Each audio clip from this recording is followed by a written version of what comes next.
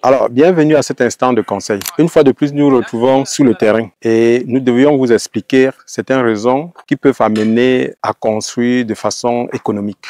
Dans ce chantier, nous avons fait une précédente vidéo pour vous montrer les différentes couches et montrer même la qualité et apprécier la qualité du sol. Mais aujourd'hui, nous devons plutôt vous parler des constructions faites à la limite du terrain. Il faut noter que les fondations réalisées à la limite du terrain ont un coût élevé plus que les fondations faites tout en laissant un contour au périphérique de la maison. Par exemple, nous avons un cas pratique, ce chantier. Regardez, nous sommes à la limite de ce terrain. Donc, le client, si ça, c'est la limite de son terrain. Donc, il n'a plus accès, il n'aura plus accès de ce côté, du fait que son terrain lui impose. Et alors, pourquoi on a construit à la limite? Parce que les besoins du client nous ont poussé à aller à la limite pour satisfaire à ses exigences. Et lorsqu'on est à la limite, ça nous impose une certaine technique. C'est vrai que les thèmes techniques seront plus compréhensifs par les techniciens que par certains maîtres d'ouvrage.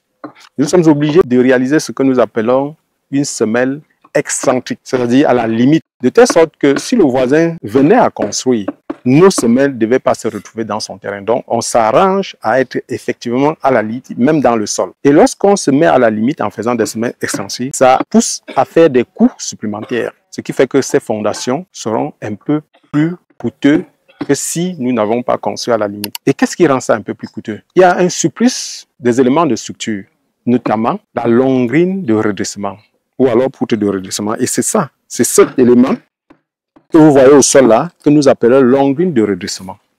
Cette longrine joue quel rôle? Ça renforce, n'est-ce pas, la capacité, ça réduit le moment de renversement de l'ouvrage.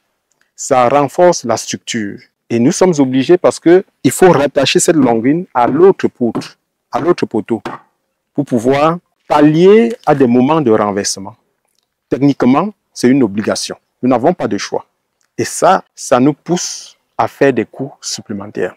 Et c'est pour cette raison que vous allez voir que le coût de réalisation de certaines fondations sont élevés par rapport à d'autres. Si nous prenons le même plan et qu'on réalise sur un autre terrain plat, vous allez remarquer que le coût de réalisation sera moindre par rapport au coût de réalisation que nous avons dû, n'est-ce pas, faire sur ce terrain. Donc ceci, c'est pour vous attirer votre attention de ne pas à chaque fois regarder rien que les coûts.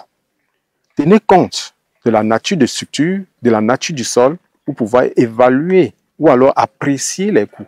Parce que beaucoup pensent qu'il suffit de choisir le technicien en fonction du prix de l'ouvrage.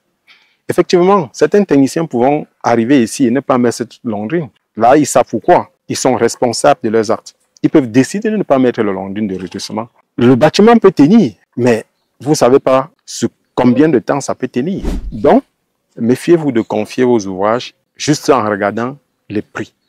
Tenez compte, qu'est-ce qui rentre dans les prix.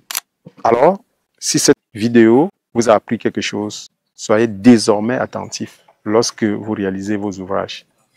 Ça, c'est une amorce excentrique sur une semelle excentrique et au-dessus, vous avez une longrine de redressement qui s'encache en partie dans la semelle et se relie à l'autre poteau de l'autre côté. Et toutes les semelles périphériques sont réalisées de la même façon. Et cela demande des coûts supplémentaires. Alors, soyez très regardants dans les méthodes de construction avant de regarder les prix. Ciao et à la prochaine.